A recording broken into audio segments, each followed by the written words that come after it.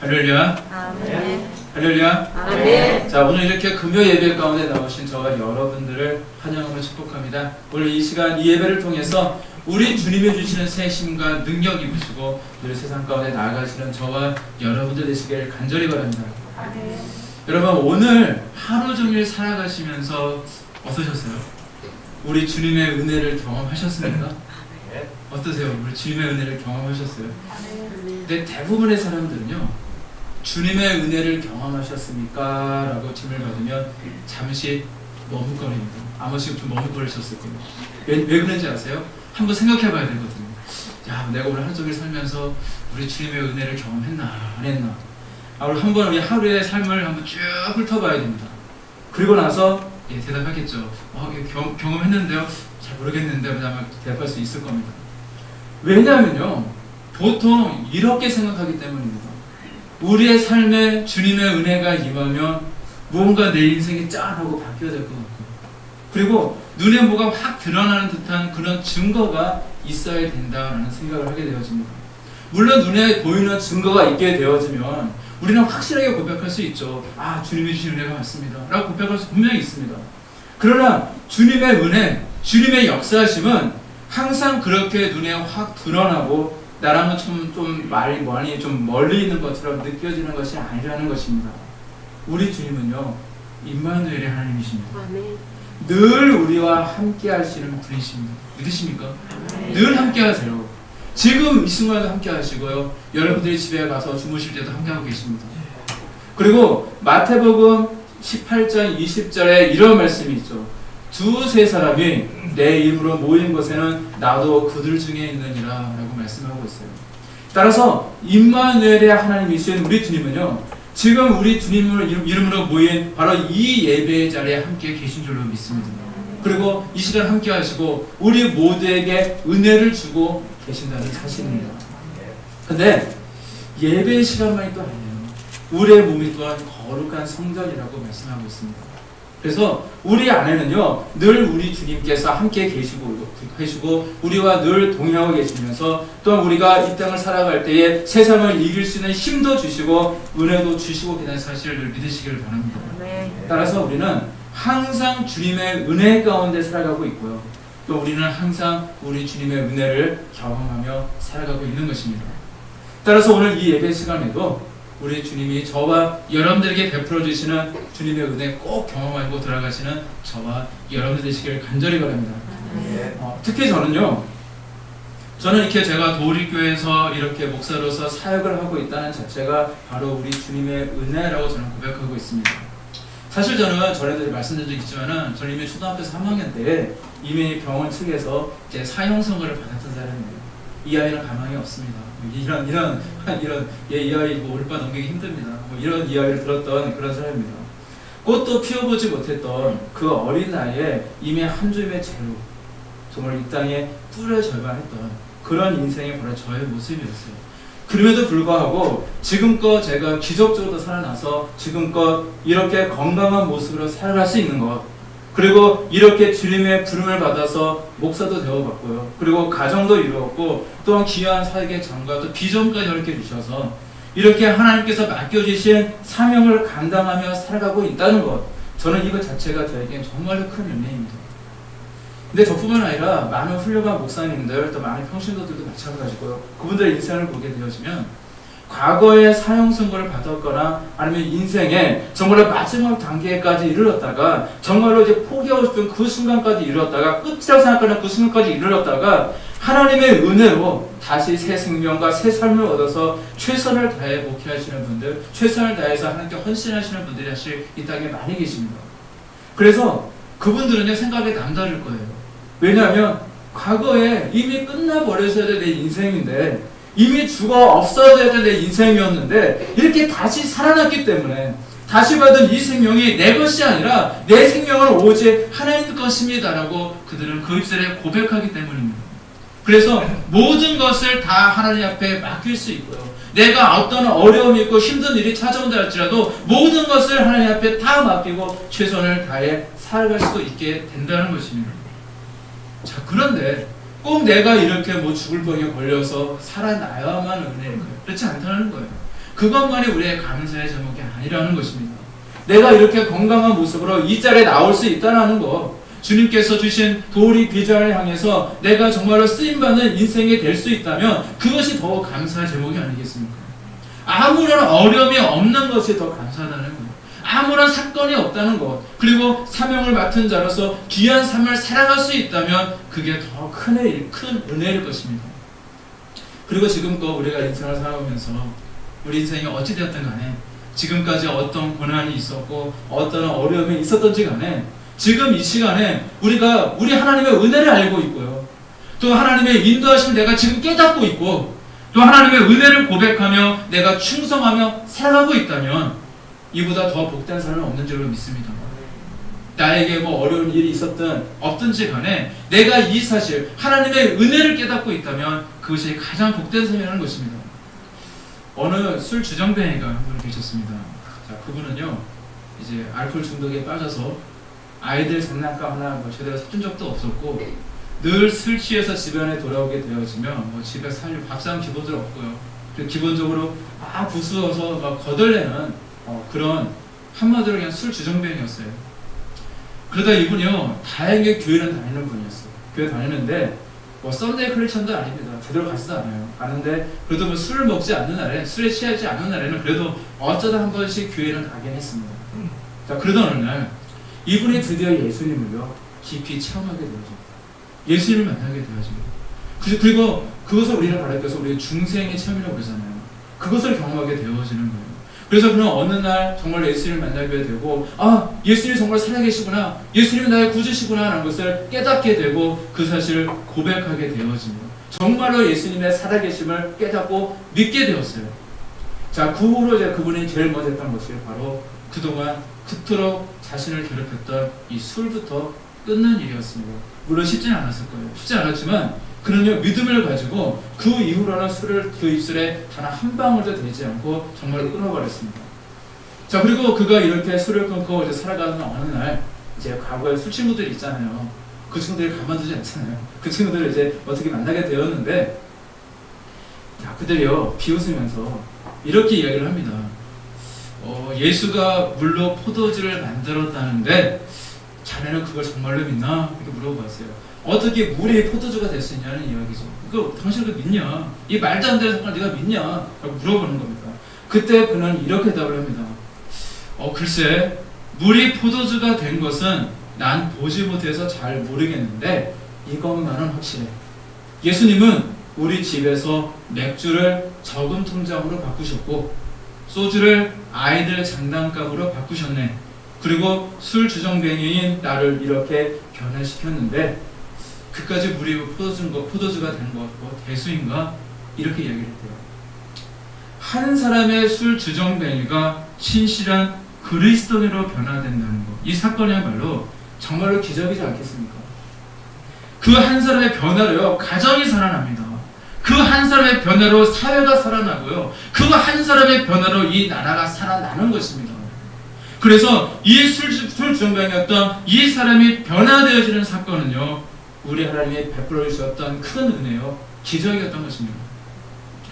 게다가 여러분, 그 물이 포도주가 된 사건은요 2000년 전에 가나안 혼인잔치에서 있던 그 사건이 아니라는 거예요. 이 사건은요 지금 21세기를 살아가고 있는 저와 여러분들에게 이미 임했다는 사실입니다. 이미 임했다는 거예요. 내가 불순종의 자녀였고 내 죄로 인해 영원한 고통 속에서 이제 죽음의 형벌을 받아만 했던 인생이었는데 하나님께서 나를 선택해 주셨거든요. 하나님의 자녀로 삼아 주셨거든요. 하나님께서 나를 구원해 주셨거든요. 나를 위해 십자가에 그 피를 다 흘려 주셨거든요. 그래서 사망의 자녀였던 나를 생명의 자녀로 바꾸어 주셨습니다. 마치 물과 같이 아무런 가치도 없던, 보잘것도 없던 내가 주님의 은혜로 포도주와 같이 귀한 하나님의 자녀가 되었다는 이 사실보다 더 기적적인 사건은 없다는 사실입니다. 그래서 조금 전에 이야기에 등장했던 한 술 주정뱅이가 예수님을 믿고 신실한 그리스도인으로 바뀌어졌던, 변화되었던 사건처럼 저와 여러분들도 이미 변화되어서 정말 포도주가 되어지는 그 귀한 사건의 산 증인들인 줄로 믿습니다. 바로 내가 증인이라는 거예요. 내가 물이었는데 내가 포도주가 되었다는 사실입니다. 그래서 저와 여러분들이 이렇게 도립교에서 이 시간 이렇게 예배를 드리고 있다는 사실, 하나님 주신 놀라운 비전과 언약을 붙들고 살아가고 있다는 사실만이 바로 우리 주님의 큰 은혜요, 바로 우리 기적 중에 기적인 줄로 믿습니다. 저는 특별히 도립교에서 사역을 하면서 그 2000년 전에 그 초대교회에서 경험했던 그 역사가 사실 우리 도립교를 통해서 다시 시작되고 있다는 사실이 사실 얼마나 큰 은혜인지 모릅니다. 사실 이 땅에 목회자들 많습니다. 저희도 동기들도 있고요. 지금 제 동기들이 120명 중에 한 90명 정도가 목회를 하고 있더라고요.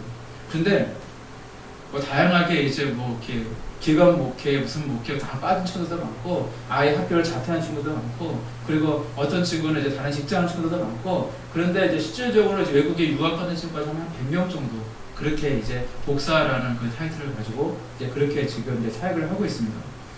근데 그 많은 친구들 중에서 특별히 뭐 많은 이 땅에 많은 목회자들이 있겠죠. 근데 그 한 명의 목회자로서 내가 부름을 받아서 살아가는 것도 참 감사한 일이지만, 특별히 그 가운데서도 하나님의 주신 비전과 언약을 갖고 살아간다는 것, 특별히 우리가 초대교회로 돌아가자라고 늘 슬고를 가지고 많은 교회에서 그렇게 많이 외치고 있는데, 정말로 초대교회로 돌아가는 그런 인생을 살아갈 수 있다는 것, 그것이 저는 큰 은혜다라고 저는 그렇게 고백을 합니다.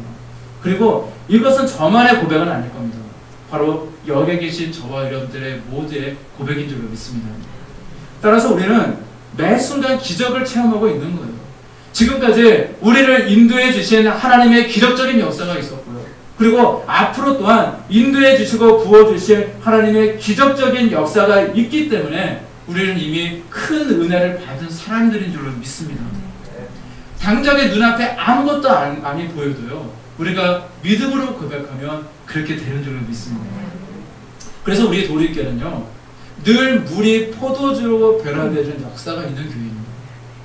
인생의 가장 밑바닥으로 정말 내려가서 아무런 소망도 희망도 정말 찾아보지 못했던 한 영혼이요, 우리 주님으로 인해서 소망의 사람, 비전의 사람으로 바뀌어지는 것이 바로 우리 도립교회입니다. 그동안 귀신으로 고통받으면서 마치 사회 악으로 취급되어지고요, 정말로 스스로가 가치 없다고 생각하면서 정말로 죽음으로 몰려가던 한 인생이요, 주님의 은혜로 귀신이 떠나가고 고통이 떠나가고 예수님의 사람으로 바뀌어지는 것이 바로 우리 도립교회입니다. 세상의 우슬로 고치지 못하고 그 원인도 알지 못해서 정말로 질병으로 고통받던 한 영혼 인생이요, 우리 주님의 은혜로 새 생명을 얻고 주님의 일꾼으로 헌신되게 되어지는 것이 바로 우리 도립교회인 줄로 믿습니다. 늘 매순간 이런 일들이 일어난다는 거예요. 바로 초대교회에서 일어났던 그 역사가 바로 정말로 그 기적이 상식이 되어지는 그 역사, 매일 기적이기 때문에 상식인 거예요. 당연히 기적이 일어나는 겁니다. 그것이 바로 초대교회의 역사였는데, 바로 이처럼 기적이 상식이 되어지는 교회가 바로 우리 도립교회인 줄로 믿습니다. 그리고 이 역사는 목사님만 하신 게 아닙니다. 저와 여러분들 모두가 해야 될 역사인 줄로 믿습니다. 우리가 하나님 앞에 순종하며 믿음으로 달려나갈 때 하나님은 저와 여러분들에게 성령의 권능을 부어주시고 이 모든 사역의 주인공으로 삼아주실 줄로 믿습니다. 따라서 늘 우리 하나님 앞에 먼저 내 앞에 아무 것이 보이지 않아도 감사의 기도를 많이 드리시길 바랍니다. 이게 믿음의 고백이거든요. 하나님께 감사의 기도를 많이 드리시길 바랍니다. 아무것도 보이지 않아도 당장은 내 삶에 특별한 뭐 증거할 만한 무언가가 없다 할지라도 우리 하나님의 은혜가 있잖아요. 앞으로 베풀으실 그 은혜가 있잖아요. 그래서 우리는 감사할 수 있어야 됩니다. 따라서 우리가 만약 감사를 잊고 있다면, 내 입술에 감사하지 않는다면 그것은 이미 내가 하나님의 은혜를 잊어버렸다고 하는 증거가 되는 거예요. 늘 나와 함께 하시며 은혜를 주고 계시고 앞으로도 주실 우리 하나님의 은혜를 내가 잊어버리게 된다면 어느새 우리의 입술에는 감사도 잃어버리게 될 것입니다. 그러니 사람은 망각의 동물이라는 이야기가 있어요. 망각의 동물입니다. 저는 이제 단기기억은 되게 좋은데 장기기억이 나쁘거든요. 그래서 얘들 뭐 있었나 모르겠는데 저도 지금 망각을 잘하는데, 근데 이게 망각의 동물이라고 그래요. 그게 무슨 말이냐면, 뭔가 내가 인생 가운데 경험을 했거나 알았던 내용도 세월이 지나고 시간이 흐르면 조금씩 희미해지고 가물해지고 이제 가물가물해지고 이제 잊어버리는 존재라는 것입니다. 그런데 이게 꼭 부정적인 측면만 있는 것은 아닙니다. 그 망각의 동물이기 때문에 우리가 이 땅을 살아갈 때 별탈 없이 살아갈 수 있다고 그래요. 무슨 이야기냐면 우리가 인생을 살아가면서 뭐 눈물 나는 슬픈 일을 겪게 되잖아요. 때로는 좀 내가 내 마음의 깊은 상처 때문에 굉장히 고뇌하는 그런 시절도 우리가 인생을 살아가면 살게 되어집니다. 그런데 세월이 흐르면서 차차 잊어버리기 때문에 그때는 그 당시는 그 슬픔을 이겨낼 수가 없었는데 이 기억에서 조금씩 사라지니까 이제 그 슬픔을 털어볼 수 있게 되어지고 또다시 앞을 바라보며 나아갈 수가 있게 되어진다는 거예요. 그래서 이처럼 과거의 어떤 슬픈 일, 과거의 상처에 대해서는 이렇게 빨리 잊어버리는 것이 좋을 것입니다. 그리고 이 땅을 살아가면서 사실 우리가 많은 것을 기억하고 싶지만 저도 이제 과거에 뭐 열심히 공부했던 것들이 있는데 사실 저도 굉장히 제가 시부리를 되게 잘했거든요. 근데 지금 생각해보면은 알파벳도 그렇게 생각이 잘 안 나요. 이렇게 인생이 이렇게 망각되는 아주 그런 존재였는데 사실 우리가 공부했던 거 사실 잊어버려도 돼요. 그리고 뭐 좋은 일, 나쁜 일, 뭐 다 잊어버려도 괜찮습니다. 그런데 우리가 절대 잊지 말아야 할 것이 있습니다. 모든 것을 다 잊어버리고 모든 것을 생각나지 않는다 할지라도 우리는 절대 우리 주님의 은혜만큼은 절대 잊어버려서는 안 되는 것입니다. 아멘.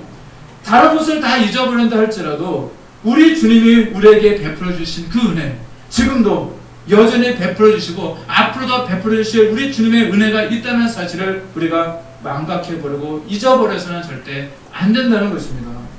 따라서 늘 저와 여러분들에게 늘 우리 주님이 우리에게 베풀어 주신 그 주님의 그 은혜를 베풀어 주신 우리 주님을 늘 생각하면서 늘 감사로 나아가시는 저와 여러분 되시기를 간절히 바랍니다. 자, 오늘 읽으신 본문 말씀은 그 예수님의 제자 중에 두 제자가 등장합니다. 제가 벌써 이 본문 가지고 여러 번 말씀을 드렸던 것 같아요. 왜냐하면 제가 좋아하는 말씀이기도 하고 굉장히 중요하게 생각했기 때문에 이렇게 제가 오늘 좀 구체적으로 전에 말씀드렸으니까 깊게는 말씀 안 드리겠지만 이 빌립과 안드레에 대한 이야기입니다. 저 빌립과 안드레의 차이점 아시죠? 둘 다 비슷한 사람입니다. 연약한 인생이에요. 둘 다 예수님의 부르심을 받았지만 여전히 연약한 인생들이었습니다. 근데 이들은요 똑같은 상황 속에서도 전혀 다른 결과를 낳았습니다. 먼저 빌립은요 똑똑한 사람이었어요. 어느 날 예수님께서 빌립에게 우리가 어디에서 떡을 사서 이 사람들로 먹게 하겠느냐라고 물으셨어요. 자, 그때 그 빌립은요 정말로 좋은 머리가 생각 돌아갑니다. 꼼꼼히 따져갑니다. 그래서 생각하며 꼼꼼히 따져보는 거 이거 사실 잘못된 거 아니거든요. 일할 때 굉장히 필요한 겁니다. 그래서 근데 문제는 뭐냐면 빌립은 자신의 지식으로만 그 상황을 판단하고 너무 쉽게 결론을 내렸다는 겁니다. 그래서 그는 이러한 부정적인 대답을 내놓게 되죠. 예수님 제가 따져보니까요 그 많은 떡을 사올 수가 없습니다. 이 사람들에게 정말로 간에 기별이 될 만큼 조금씩 먹인다 하더라도 한 1,500만 원쯤 부족하겠는데요 라고 이야기를 합니다. 자, 그는요 예수님이 그동안 행하셨던 은혜와 기적을 잠깐 잊고 있었고요. 자신 앞에 계신 분이 바로 하나님의 아들이신 정말로 하나님의 아들이신 예수님이라는 사실을 미처 생각하지 못했다는 것입니다. 이처럼 예수님이 옆에 계신데 예수님이 계시다는 사실을 잊어버릴 때 문제가 생기더라는 것입니다. 자, 그런데 안드레는 달랐어요. 그는 성급하게 먼저 결론을 내리지 않습니다. 왜냐하면 바로 옆에 하나님의 아들이신 예수님이 계시거든요. 그래서 그는요 비록 어린 아이가 가지고 온 아주 작은 조그만 음식에 불과하지만 자기가 가지고 있던 그 전부를 예수님께 드리게 되어집니다. 다 맡겼던 것입니다. 그래서 그들 모두는요 그 안드레가 드렸던 그 어린 아이의 오병이어를 통해서 장정만 5,000명이나 먹였던 놀라운 기적을 다 경험하게 되었던 것입니다. 자, 이처럼 기적을 체험하느냐 체험하지 않느냐는 차이는요 아주 작은 차이예요. 우리가 이런 이야기가 있죠. 바보와 천재의 차이는 얇은 그 백지 한 장의 차이라는 그 이야기가 있습니다. 마찬가지예요. 하나님의 능력을 체험하느냐 못하느냐는요 내가 지금 하나님께 맡기고 있느냐 맡기지 못하고 있느냐라고 하는 내 작은 선택에 달려 있습니다. 우리는 늘 이 땅을 살아가면서 매 순간 선택의 기로가 있어요. 그때 하나님께 맡기느냐 맡기지 못하느냐 하나님께 온전히 맡고 눈물로 기도 나가고 있느냐 아니면 맡기지 못하고 내가 어떻게 해보려고 애쓰고 있느냐 그것에 따라서 달라진다는 겁니다. 우리는 이처럼 내가 가지고 있는 것이 아무리 작은 것, 지극히 작은 것이 할지라도 그것을 아낌없이 하나님께 다 내어놓을 수가 있어야 됩니다. 그리고 그럴 때에 우리는 비로소 우리 주님의 은혜를 경험할 수가 있는 것입니다. 따라서 우리는요, 내 지식으로, 내 경험으로, 내 생각으로 할 수 있습니다. 나는 생각을 다 내려놓으시고요, 내 인생도 하나님께 다 온전히 다 맡겨드리실 때 우리는 하나님의 일하심과 역사하심과 정말 기적의 놀라운 역사를 우리는 경험하게 될 줄로 믿습니다. 자, 두 번째로 기적은요, 주님의 말씀에 순종할 때 일어납니다. 자, 특별히 우리가 믿는 이 성경책이 있습니다. 이 성경책을 이게 모두 66권의 성경책을 묶어놨잖아요. 자, 근데 우리가 이것을 정경이라고 이야기해요. 수많은 성경책들이 있어요. 그 중에 이것 66권을 우리가 정경이라고 이야기를 하는데, 이 개신교회에서 우리 교회에서 사용하고 있는 성경 말씀이 바로 이 66권의 이제 정경 말씀입니다. 근데 카톨릭 신자들은요, 여기에다가 이 정경 외에 저 외경이라고 하는 7권의 책이 더 있어요. 근데 더 많은데 그 중에서 몇 권만 더 추려가지고 이제 그 외경이라는 그것도 이제 성경 속에 포함시켜서 그렇게 사용하고 있습니다. 자, 그런데 이제 신학교 도서관에 가게 보면은 이 정경도 외경도 아닌데 그 예수님에 대한 많은 글들이 있어요. 자, 그것을 가리켜서 위경이라고 해요. 위경. 그러니까 거짓된 책이다라는 뜻으로 위경이라고 부르는데, 거의 뭐 따지고 보면 수백 편이 있다고 그래요. 수백 편. 그런데 그래서 이제 과거에 뭐 유실이 되거나 아니면 버려지거나 잊혀져서 뭐 지금까지 전해 내려오지 않은 그것이 사실 상당수가 있다고 합니다. 과거의 초대교회 시절에, 그리고 이제 세월이 흐르면서 그 예수님에 대한 수많은 글들이 있었습니다. 정말 수백 평의 되게 많은 글들이 있었는데 그 글들이 이제 교회 공동체 안에서 읽혀졌어요. 그래서 많은 성도들이 은혜 받고 도전 받고 이제 감동을 받고 그렇게 신앙생활을 했습니다. 그 당시에 성경책에 묶여지지 않았어요. 두루마리 형태로 이제 많은 성경책들이 있었던 겁니다. 근데 그런 상황에서 기원후 397년에 그 카르타고 공회라는 곳에서 그 회의에서 학식이 있고 덕망이 있는 그 교부들에 의해서 이제 많은 책들 중에 27권만 추려가지고 이제 그것이 이제 정경이다, 우리가 생각할 정경이다라고 선포하게 되었고, 그것이 이제 오늘날까지 이르게 된 것입니다. 그 구약성경도 비슷해요. 그 구약성경도요, 이제 수많은 책들이 전해 내려오다가 이제 AD 90년에 그 유대 그 랍비들에 인해서 지금의 39권이 이제 정경으로 이제 묶이게 되어진 겁니다. 자, 그래서 성경에는요, 이제 세 가지 문제가 있어요. 뭐냐? 정경이 있고, 또 뭐에 말씀드렸죠? 외경이 있고, 위경이 있어요. 자, 정경은 이제, 이것은 이제 우리 기독교 신앙의 표준이 되어지는 그런 말씀이다. 그래서 정경이 됐고, 근데 성경에서 안타깝게 좀 빠진, 뭔가 조금 2% 부족해서 빠진 거니까 바로 외경으로 구분이 되었고, 그 다음에, 이거는 거짓말이다. 이거는 소설이다. 가짜다 라고 그렇게 교부들이 판단을 해서 위경으로 이렇게 분류를 하게 되었어요. 근데 그 중에서 이제 위경은 그 뜻처럼 거짓된 성경이라는 뜻을 가지고 있습니다.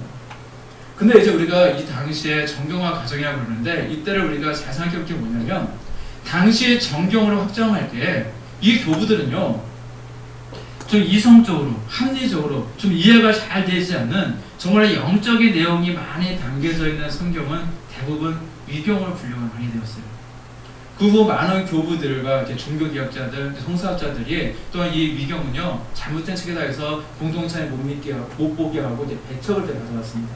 그래서 교회 공동체 안에서도 이제 절대 읽지 못하게 했어요. 그리고 실제로 많은 이단들이 있었거든요. 예를부터 영주주의라든지 마르시오라든지 많은 이단들이 굉장히 많았는데, 그 이단들이 이 위경을요, 자신들의 성경으로 삼는 경우들이 많았어요. 영적인 이야기가 많다 보니까. 그러다 보니까 당시에 이 선량한 성도들을 지키기 위해서 종교 지도자들은요, 이 성도들의 신앙을 지키기 위해서 위경을 더 일부러 읽지 못하게 교회 안에서 많이 배척하기도 했었습니다. 자, 그런데 우리가 잘 알아야 될 것은 뭐냐면요, 이런 역사가 있다 보니까 위경이라고 해서 다 거짓된 책이다라고称부할 수는 없다는 거예요. 정말로 어떤 위경의 글은요, 완전히 재미를 위해서 쓰여진 진짜 소설같이 지어진 가짜 이야기도 있고요. 또 어떤 위경은요, 이단들이 자신들의 어떤 그런 이제 사상들을 이제 설득하기 위해서 가짜로 그럴듯하게 교부들의 아니면 그 사도의 이름을 본따서 그렇게 저걸 가짜로 지어낸 이야기들도 있었고요. 사실 대부분이 그런 픽션이고 가짜 이야기가 맞습니다. 근데 실제로 있었던 그 사실에 바탕을 두었던 글 중에도요, 당시 정경화 작업 당시에 그 책을 배격했던 권위 있는 랍비들이나 아니면 교부들에 의해서 위경으로 치부되었던 책들도 사실 존재해요. 아무래도 그분들은요, 기도를 많이 하시고 영적인 체험을 가진 분들이 아니라 굉장히 공부를 많이 했다. 지금의 박사님들이에요. 목사님들이고 박사님들 다 가시면 됩니다. 굉장히 공부를 많이 했던 신학사들이었고 정말 학식이 있는 분들이다 보니까 조금 이성적으로 너무 납득이 가지 않고 너무 영적인 내용이 많다고 판단되지 않거든요. 그리고 특별히 당시에 이단들이 사용했던 그런 책들도 다 위경으로 구분했던 그런 경향이 있습니다. 그래서 우리는 좀 이런 것도요, 우리가 앞으로 우리가 교회가 좀 영적인 것들이 많다 보니까 사실은 뭐 매경이나 위경 쪽에서도 어떤 영적인 형상을 우리가 좀 공부할 수 있는 것들이 많이 있거든요. 그래서 사실은 정확하게 분별을 해야겠지만 좀 마인드를 좀 열어서 마인드를 열어서 그렇게 다가갈 그런 필요도 있다라고 생각이 듭니다. 만일 우리 교회에 만약 이제 신학자들이 있을 거잖아요. 그분들이랑 연구를 많이 하실 거예요. 하여간 제가 이 말씀 드리냐면 제가 위경한 내용을 여러분들에게 소개시키고 싶어서 그렇습니다. 어떤 위경 중에 이런 내용이 있어요. 그 예수님께서 이제 제자들과 함께 이제 이곳 저곳을 이제 전도하고 다니시다가 어느 날 그 제자들에게 이렇게 말씀을 하셨어요. 얘들아, 오늘 소풍 가자. 어디 갈 거예요? 예수님 어디 갈 거예요? 감난산으로 가자. 자, 그래서 이제 예수님과 제 12제자들이 이제 감난산 밑에 딱 도착했습니다. 그러니까 예수님이 이렇게 말씀을 하세요. 얘들아, 너희들 영양껏 큼직한 돌, 너희들 들 수 있을 만큼 정말 큼직한 돌을 하나씩 고르거라 라고 얘기합니다. 제자들은요, 예수님의 말씀에 순종하기 위해서요, 묵직한 돌을 하나씩 품에 안고 막 어깨에 짊어매고 막 그러고 있었습니다.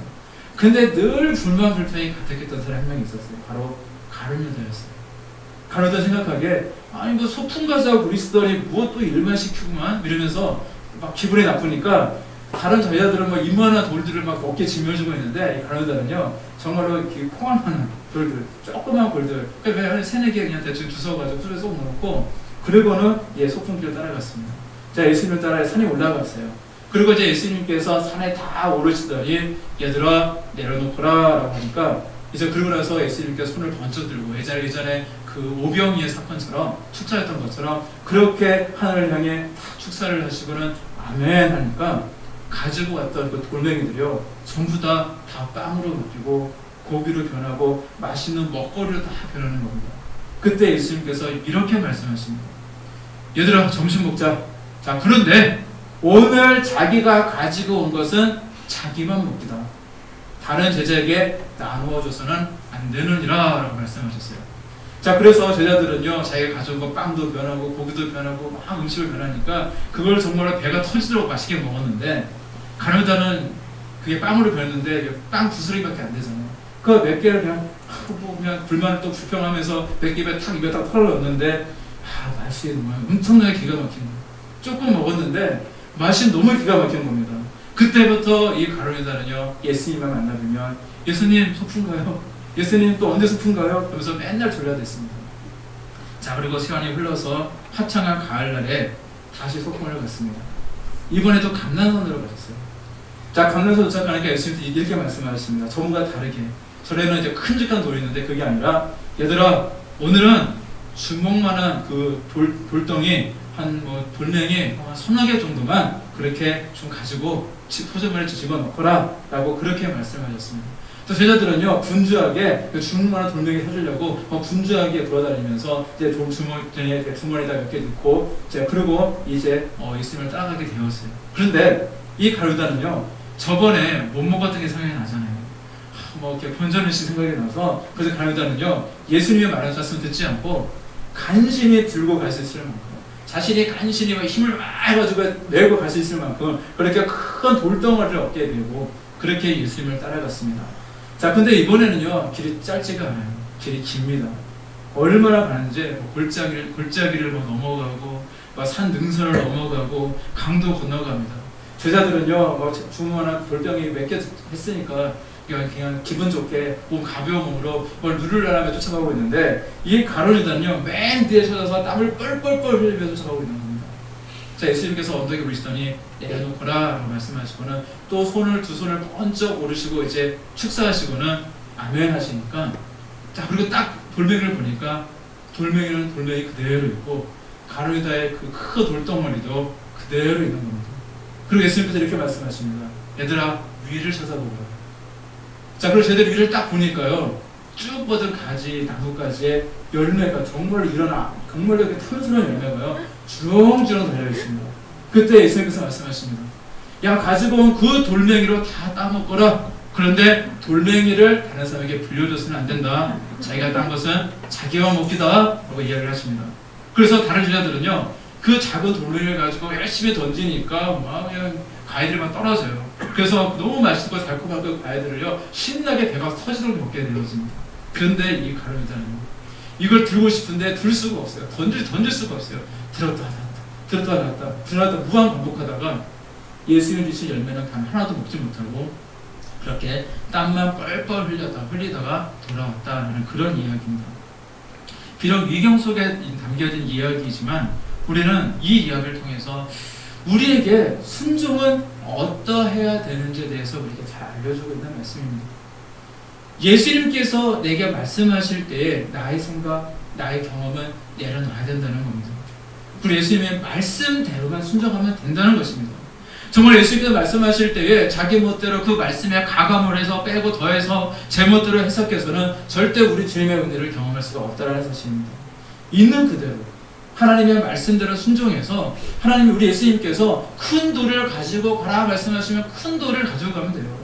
작은 돌멩이를 가져오라 말씀하시면 작은 돌멩이를 가져가면 되는 거고요. 가라면 가고 멈추라면 멈추고 하라 하면 하고 하지 말거라 하면 하지 않고 그냥 기다리면 되는 겁니다. 그래야 우리는 하나님의 그 진짜 그 역사하심과 놀라운 기적을 체험하게 되는 줄로 믿습니다. 바로 우리 돌이킬 비전이 이와 같다는 거예요. 항상 우리가 하나님보다 먼저 앞서 나가서는 안 되는 겁니다.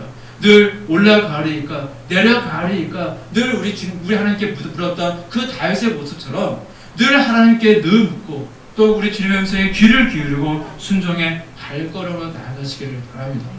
그러면 우리 주님이 주시는 놀라운 복과 정말 은혜 가운데 우리 주님이 주시는 그 상급도 저 누리면서 또 귀한 사명도 잘 감당하게 될 줄로 믿습니다. 늘 우리 주님과 동행하시고요, 우리에게 늘 은혜를 주셔서 정말로 기적이 상식이 되게 하시는 우리 주님께 늘 감사드리시길 바라고요. 또 우리 주님께 늘 순종한데 끝까지 순종을 나아가셔서 우리 주님이 주시는 복과 은혜 가운데 맡겨진 삶도 잘 감당하시는 저와 여러분들 되시기를 우리 주님의 이름으로 간절히 축원합니다. 기도하시겠습니다.